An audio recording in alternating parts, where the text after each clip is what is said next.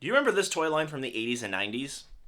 Of course you don't, because this is a brand new line that's super vintage inspired. These are the 9 to 5 Warriors, and they sent out the entire first wave to me, so we're going to go over all of them. It's inspired by some of the toy lines that I absolutely loved as a kid, and we'll just talk about something that's kind of a more recent phenomenon of like having these toy lines built specifically for adults. I guess the kidults now.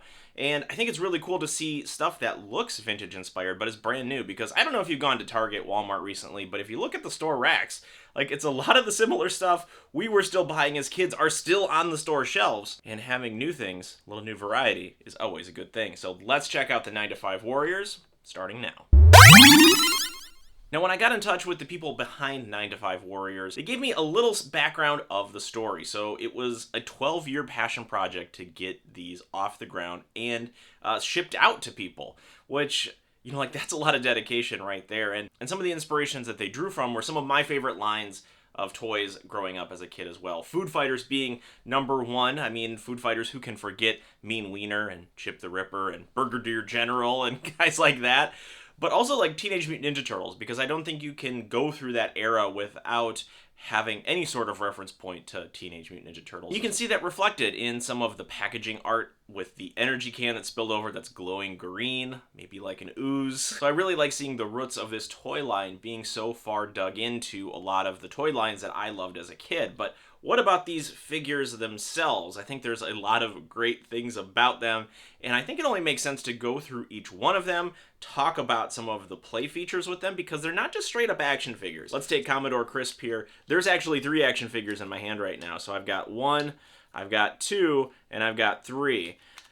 That just gives you a little preview of just how many clever things are going on behind the 9 to 5 Warriors. And if this is just the first wave, just imagine some of the cool things that could come out of the future when you fuse like break room and office supplies with action figures. There's a comic book that goes along with everything, and it is a really well done comic book. The art in this is incredible, and even just some of the stuff on the back, it's upselling the action figures that are in my hands already. So it is just a cool like nod to everything, you know, 80s, 90s, like hyper commercialism that you could possibly want. Even on the inside cover of the comic book, you see some sketches of the characters. As you flip through, you see the whole story of the water cooler commandos and the break room bandits. So if you're into that kind of world building stuff with your toy lines, which who wouldn't be, especially for the people this is marketed to, because when we were kids, Ninja Turtles had a full backstory with supporting cartoons, comics, everything.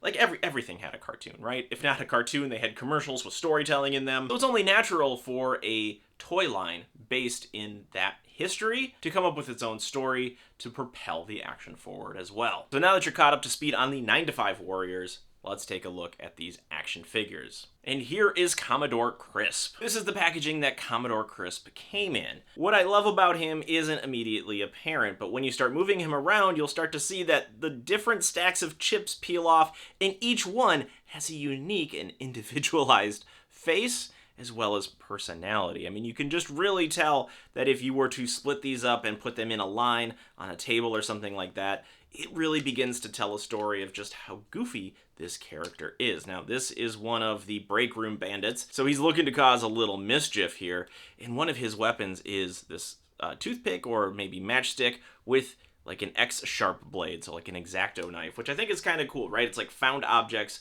that these figures are using. There isn't a ton of articulation here, but what you are getting is the play feature of peeling off the stacks. The arms rotating up and down, and you're also going to have the legs on the swivel to help him stand. For me, really, it's the play feature with Commodore Crisp. Let's check out Colonel Custard. This guy has a mean-looking mug. Let's get him out of the packaging and see what he's all about. I do feel a little bad about tearing into this because the art is just so well done on this. It is quite incredible. I love the very retro stylings of this, but we have to get a look at him. We have to see his accessories, how this figure is. So I think we just gotta do it. I know I'm not an inbox collector, but for whatever reason, something is telling me that it is a crime to be doing this. He has this little shield, and it looks like a coffee cup lid. We have the figure here. The cape does come off. Oh, that is so cool. That is, oh, and then there is a plastic film here to make sure that it doesn't rub in transit, which I think is a great idea. So let's just take a quick look at this cape. It sits right over his shoulders, and that looks really great. Purple, I'm guessing, is probably a nod to Shredder, because there's also another nod to Shredder over here too. It's these little knives, pokey things that are sitting on his forearms. And if we look at the sculpt of this, this is just an incredible sculpt. I love the details in this. You have the this kind of green ooze inside the cookie, but there's also clearly a bite mark taken out. Like, everything about this is just so much fun. We need to load him up with all of his accessories to see how well he stands and how well he holds his shield. Now, what hand would the shield go in here? I think this one. This one kind of holds out a little further. Here is our Colonel Custard, looking just all kinds of mean and angry. This is definitely a bad guy if I've ever seen one. The cool thing about Colonel Custard is that the cape does come down a little bit here, so it's going to help stabilize the figure as well. So not only will he have his two legs to help him stand, he'll also have the cape, if you choose to put it on, as a way to stabilize. So here are the two break room bandits side by side. Well, I guess not really two, there's four here, but we'll just consider Commodore Crisp as one figure. This is what they look like side by side. It is a good looking bad bunch. I think what I want to do with the remaining figures here is we're going to open them up over at the table, and then we'll put them all together, and then we'll kind of loop back up. We'll talk about the whole line in general and what I think about it. But first, let's get into Major Eraser here. He is our main commando, and just look at that mug on the face there. The classic strong military chin. And he does have paper clip bow and arrow as his main weapon. So let's get him out of the packaging. Again, I want to be as careful as I can with him because the packaging is just so cool. I love the artwork on this. It fits so well within this whole vintage-inspired toy line for adults. So here's Major Eraser out of the packaging. We'll cover him in a little bit. We just got to free his weapons here. There are 3 arrows and 1 bow and arrow. There we go. It's nice and sturdy. I'm guessing these will just fall right out because there's tape holding them back. And wouldn't you know, there we have everything for Major Eraser. Similar to the other characters, the limited articulation is very of the time period it's trying to emulate. But if we look a little closer, we can see some of like what this guy is made out of. I think this is like one of those brass tabs. I think that's part of his eye patch there. And then this is clearly one of those Sharpie caps. And if I'm not mistaken, we can then slot in some of the arrows. How would he hold this? I think he's going to hold it with this hand because this seems more like just kind of like an action hand. So yes, I think it's going to go in this hand right here. Or maybe not. Maybe not. Let's try it in this hand here. Let's try it because I think it's got, yep, I think it is this hand is the one that holds it just because it's got a thumb closer to the grip here. And now, yes, if you think about it, right, because then he could reach back, pull that. Everything is so thoughtfully done, I can tell with this. So like he would reach back, pull one of the arrows, and then fire it. So like Colonel Custard, Major Eraser is more of a traditional action figure, I would say. There are so many great sculpted details as we've gone over. He does have his weapon, so you can see an arrow versus a shield. That kind of sets up a legendary battle, but even though they are on opposing sides, we're going to put Major Eraser over there. Last, but certainly not least, because I think he has one of the most unique play features out of this entire line, is Tech Sergeant Scotchy. He looks like a Scotch tape dispenser, and that's kind of what he is. So here we have Tech Sergeant Scotchy out of the packaging. He has this battery with these push pins that can fit in his arm over here. There's some kind of like taser bazooka, which I think is a clever weapon. Fits very nicely in his hands. The special feature is that you can include a roll of Scotch tape inside him and it will dispense the tape. But to do that, though, you have to remove his limbs and his head. And to do that, they recommend you heating up this figure and carefully removing it. I was just trying to wiggle the arms off a little bit, and I got the arms. So maybe I can get the other one off here, too. I wouldn't do this too often. I think it's okay doing it a couple times just to kind of add the feature if you want it. But the head part, that's the tricky one. This one is really stuck on there. Maybe if I wiggle it. No, I would definitely want to have this heated up. So I'm going to go do that. There we go. So there's Tech Sergeant Scotchy. You can see just how, like, like, that's really cool, like, how that was created and crafted. And I should be able just to remove this side. It's clipped on there. All right, the double-sided tape right there. And we will clamshell it back together. Look at that. It just comes right apart just like you would normally with a tape dispenser. How clever is that? I really like that. I don't think I'm going to leave this tape in here, though, because it's double-sided. I want just like the normal tape when I can find it. So I'm going to remove this. See how easy it is to take apart. Pop that back on. And we'll pop the other arm back on. And then we should have our Tech Sergeant Scotchy all put back together. Minus, of course, the tape that I want to put in him. But it does work, as you saw. Again, this is another fun one. Just kind of like Commodore Crisp here, he has a play feature that extends beyond the core action figure. And Tech Sergeant Scotchy here shows what's possible with a line like this, where if you can get really creative with it, there are limitless possibilities. So we're going to put him over here next to Major Eraser. So here we have our water cooler commandos. Here's Tech Sergeant Scotchy. Just look at the attention to detail on some of the paint decorations here. In fact, all over this figure, there is so much attention to detail in the paint decorations. Because it is so closely tied to an office supply, you want it to look pretty accurate while retaining a lot of the fun. And fun there is. I mean, the play feature of having a tape dispenser in your action figure is like, I've never heard of something like that before, and I love the direction that this is going. And not only does it give those nostalgic nods to like some crazy play features that we used to have as kids, but now as adults, we go to offices and stuff like that. We know what a tape dispenser is. So very, very creative. And then Major Eraser here.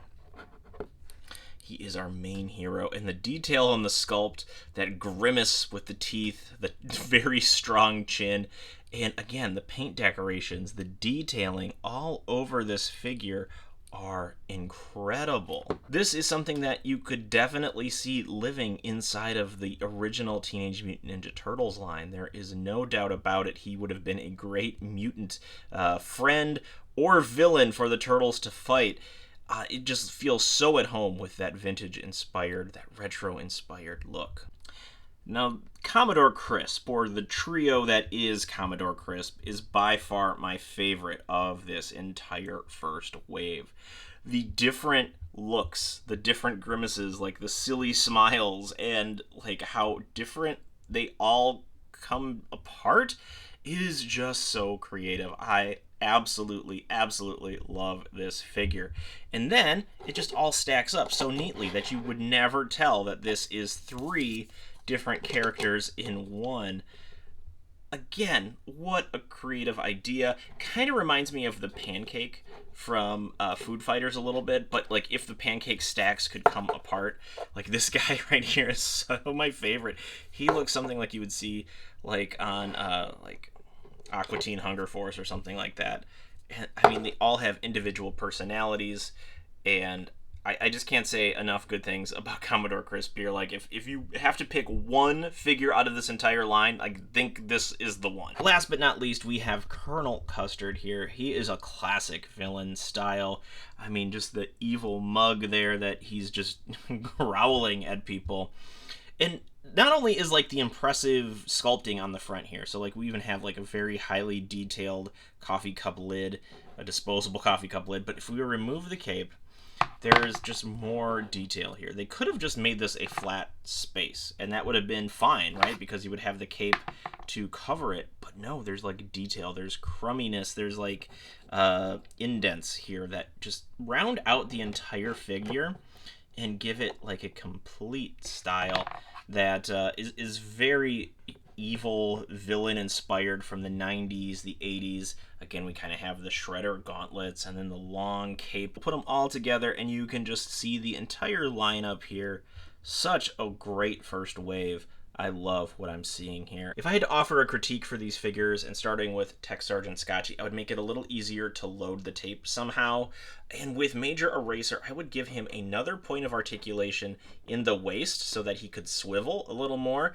Same with Colonel Custard, there could have been a spot where he could swivel his lower legs a little bit just to give him a little more dynamic range. Commodore Crisp, like, it's really hard to find any sort of thing that I would change about him, but this one, the one with the arms, it's a little hard to see his mouth, and that's such a goofy smile that finding maybe, I don't know, a different way to display that look, that extra smile, because he is the one with the arms, would have rounded out these, because all the other two you can clearly see the eyes and the face. This one, it's a little hidden. Again, it's a function of needing to keep the mouth visible for the second stage, but you know, small criticism aside, this is still like very few notes with this one, nearly perfection. Let's just wrap it all up, talk about the line in general and my overall thoughts. We've all heard stories about adults buying the most toys at this point. The Kidults. And it's cool to start seeing that new toy lines are coming out specifically geared toward that market. The 9-to-5 Warriors, I think, fit that category extremely, extremely well. Not only is it something that we're all familiar with as Kidults, it's also something new.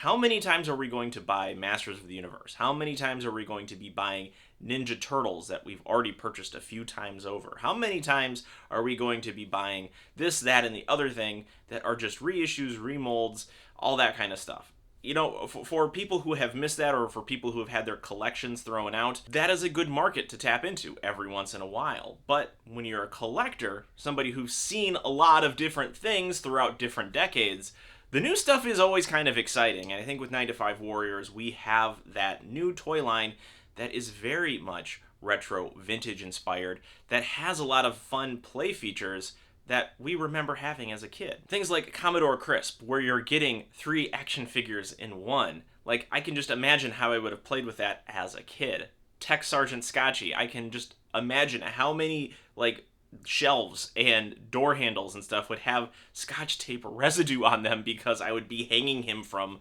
those different ledges. Then you have the more straightforward action figures that come with accessories, different points of articulation, that could then do battle. Like, you would normally smash them together and play out some kind of storyline on the carpet. I love that the 9-to-5 Warriors take a chance to not just cash in on toys that we already had to fuel that nostalgia, but to fuel the nostalgia maybe like a level or two deeper of having that moment on Saturday morning in front of the cartoons and seeing commercials for a new toy line, going to KB Toys, going to Toys R Us, and then seeing them there. The first shift of the 9-to-5 Warriors, the first wave as we call it, is definitely promising, and the future waves could take what's good about the toy line and just expand upon it. So if you're somebody who collects or collected Ninja Turtles, Masters of the Universe, G.I. Joe, Real American Hero, things like that, the 9-to-5 Warriors are going to feel right at home with you. So I definitely recommend you check them out a little further because they're just fun. And when we're opening toys, when we're collecting toys, for me, I'm looking for that fun. But if you want to know more about action figures, Nerf blasters, collectibles, pop culture-y things,